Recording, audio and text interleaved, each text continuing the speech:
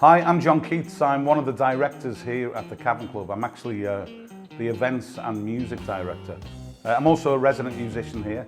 I first played the Cavern way back in 1987. I know that's very hard to believe. But I've been playing here for about 14, 15 years on this stage as a resident artist.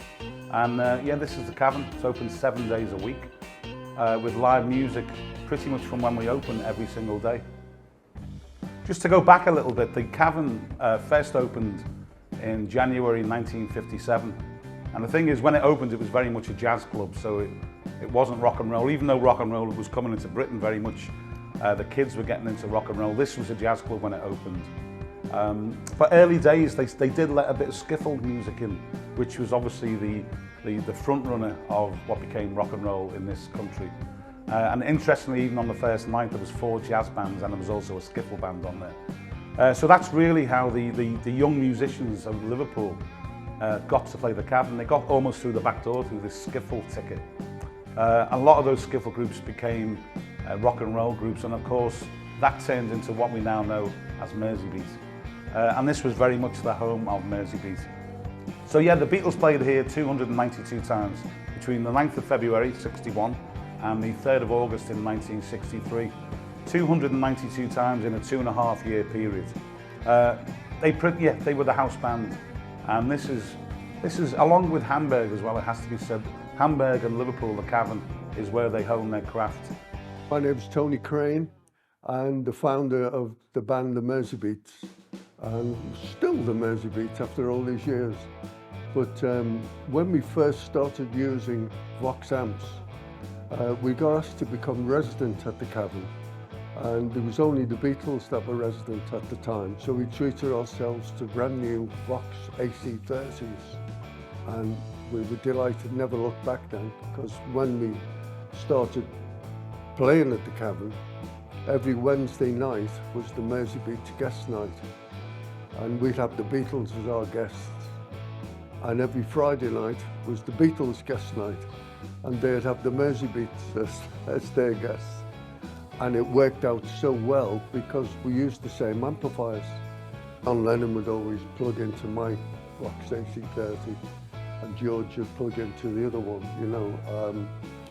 So it was really good. It worked out so well, and that was, to me, that had a lot to do with this Liverpool sound. So what's interesting, obviously the Cavern did open in 1957, which is the same year the Vox began as well. Although the relationship between Cavern and Vox did come a few years later. Once the Merseybeat groups, the new rock and roll groups in Liverpool started playing here, you see there's photos everywhere of them lugging the amps, you know, into this basement cellar. Initially it wouldn't have been that many Vox, but I think Vox, they very much defined that early sound of the 60s and certainly Merseybeat. And it soon became the fact that, you know, it was Vox amplification that you certainly associated with the Beatles. But it was all the other big groups as well, all the other big 60s groups. So I'd say Vox and the Cavern are very much connected. We always say that, you know, you can't think of the Beatles without thinking of Liverpool. You can't think of the Beatles, Liverpool without thinking of the Cavern. And it's very much the same with Vox amplification as well. That association with the club and with the Beatles, of course. Every year in August we run International Beatleweek, which is the world's biggest Beatles festival.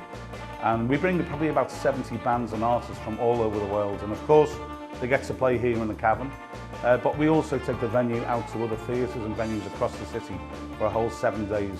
There's typically, I would say, about 8, 9 backlines out every day. And they all include a full Vox backline. Obviously, we're sponsored through Vox Amplification, and they support us very much through the festival. But every Beatle band from whatever country they come, they're coming here and they're expecting that iconic Beatle backline. It's, you know, whether they be a suits and boots band from Brazil or, you know, a band from Japan, anywhere really, but they all get to play through that Vox sound. And I don't think it'd work with any other backline, to be honest with you. It's so connected with the Beatles, Vox and the Cavern. Today at the Cavern, in terms of Vox amplification, pretty much a whole selection of everything. We've got some really nice vintage stuff which we bring out for special occasions, some more modern contemporary amps, AC30s, we've got it all covered really, and they get used. That's the main thing, you know, this is a real music venue. We've got 3 stages across the venue, and the Vox amplifications are, you can come into the Cavern at any time and hear Vox amps being played as they should be, loud and rock and roll. So the Cavern is open 7 days a week and live music from 11 o'clock every morning. And of course on this stage, as you would expect, you get to hear all the Cavern, the legacy of the venue. So you will hear the Beatles, the Stones, the Who, Oasis, everybody who you associate with the Cavern. But also on the second stage, the Cavern Live Lounge, it's a lot more eclectic. That's where we do a lot of the young original bands, the showcase nights, the college bands, as well as the established bands. And as always, Vox amplifications are on both of those stages.